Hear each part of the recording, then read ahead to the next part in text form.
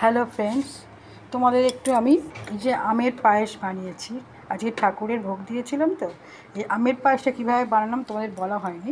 প্রথমে আমি কি করেছি, এই যে পায়েসটা আমি সাদা পায়েস যেমন বানাই আমি বানিয়ে রেখেছি।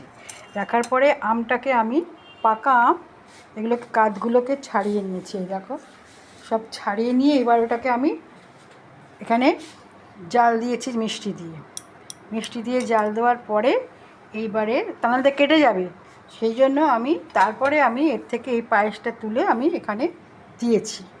দিয়ে এবারে আমি জাল দিয়েছি, দিয়ে এতে যেমন যা দেয়, একটু ঘি দিলাম, একটুখানি এলাচ দিলাম, না দিলেও হয়।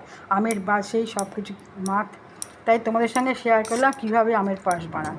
আমি ডাইরেক্ট দিতে যেও না, তাহলে কিন্তু কেটে যাবে। আমের কাঠটাকে আলাদা করে চিনি দিয়ে রসে ফুটিয়ে নিয়ে রেখে দেবে, তারপরে এই পায়েসটা করার পরে ওটাকে ঢেলে দিয়ে আমের পায়েস তৈরি হবে।